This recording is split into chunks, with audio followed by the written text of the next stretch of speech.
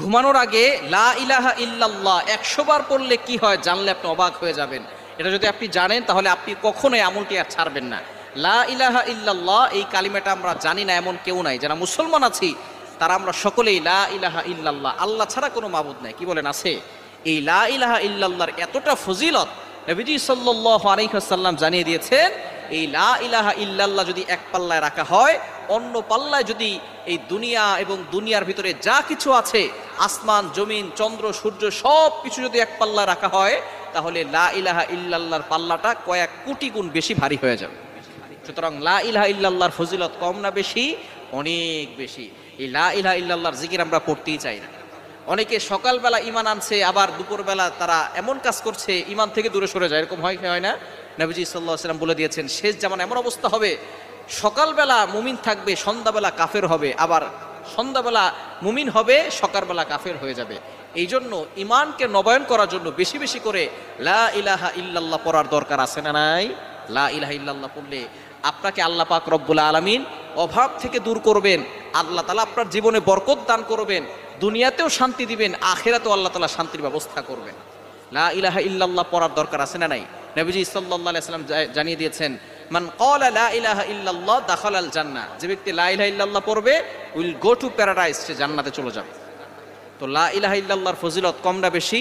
আপনি ঘোষণা দিচ্ছেন আল্লাহ ছাড়া কোনো মাবুদ নাই, সুতরাং এই লা ইলাহা ইল্লাল্লাহর মাধ্যমে আপনি আল্লাহর নৈকট্য অর্জন করবেন, আপনি আল্লাহ তাআলার সাথে সম্পর্ক বৃদ্ধি করতে পারবেন। শুধু তাই নয়, নবীজি সাল্লাল্লাহু আলাইহি ওয়াসাল্লাম জানিয়ে দিয়েছেন, যে ব্যক্তি লা ইলাহা ইল্লাল্লাহ 100 বার পড়বে, কিয়ামতের ময়দানে তার চেহারা পূর্ণিমার চাঁদের থেকেও বেশি উজ্জ্বল হয়ে যাবে। কি বলেন? চেহারা সুন্দর করতে চাই কি চাই না? হাজার নয় লক্ষ কোটি মানুষ থাকবে, জিন থাকবে, সকল মাখলুকাত থাকবে, তাদের সামনে আপনার চেহারা পূর্ণিমার চাঁদের মতো জলজল করতে থাকবে। মানুষ আপনার দিকে তাকিয়ে থাকবে, কি এমন আমল করেছে সে, যে আমলের মাধ্যমে তার চেহারা এতটা উজ্জ্বল হয়েছে আজকে। তখন ফেরেশতারা বলবে তারা কালিমা পড়েছে, বেশি বেশি করে লা ইলাহা ইল্লাল্লাহ পড়েছে, এজন্য তাদের এই কালিমার কারণে তাদের চেহারার সৌন্দর্য বেড়ে গিয়েছে। এজন্য লা ইলাহা ইল্লাল্লাহ পড়বেন, এবং ঘুমানোর আগে যদি আপনি 100 বার পড়তে পারেন, আল্লাহ পাক রব্বুল আলামিন নিজে আপনার জিম্মাদার হয়ে যাবেন।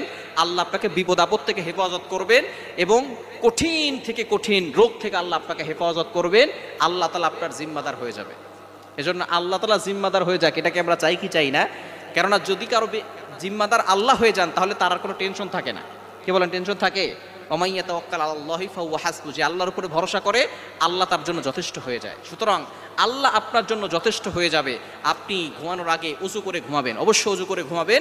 উযু করে ঘুমালে আল্লাহ পাক রব্বুল আলামিন আপনার জন্য একজন ফেরেশতা নিযুক্ত করে দিবেন। সেই ফেরেশতা আপনার জন্য রহমতের দোয়া করতে থাকবে, ক্ষমা প্রার্থনার দোয়া করতে থাকবে, এবং সকল দুষ্ট জিন ও মানুষ থেকে, বদনজর কুফরি কালাম থেকে, ব্ল্যাক ম্যাজিক থেকে আল্লাহ পাক রব্বুল আলামিনের ওই ফেরেশতা আপনাকে হেফাজত করবে। এজন্য রাতে ঘুমানোর আগে উযু করে ঘুমাবেন, এবং এই লা ইলাহা ইল্লাল্লাহ সাথে মুহাম্মাদুর রাসূলুল্লাহ এটাও অ্যাড করতে পারেন, কোনো সমস্যা নাই, পড়লে আরও বেশি ভালো হবে। লা ইলাহা ইল্লাল্লাহ মুহাম্মাদুর রাসূলুল্লাহ, এটা 100 বার পড়বেন। আল্লাহ পাক রব্বুল আলামিন আপনার জিম্মাদার হয়ে যাবেন, আপনার জীবনে বরকত দিবেন, বিপদ আপদ থেকে আল্লাহ আপনাকে হেফাজত করবেন, এবং আপনি নিজেই বুঝতে পারবেন যে আল্লাহ পাক রব্বুল আলামিন আপনার অন্তরে প্রশান্তি দান করবেন।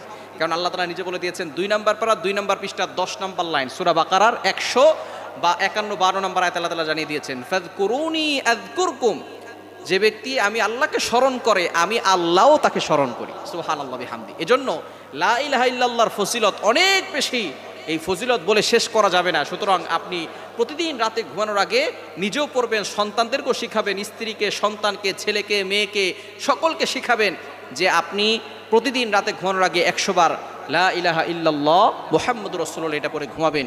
ইনশাআল্লাহ আল্লাহ তাআলা আপনার জীবনে বরকত দিবেন, অভাব দূর করবেন, বিপদ আপদ থেকে আল্লাহ আপনাকে হেফাজত করবেন।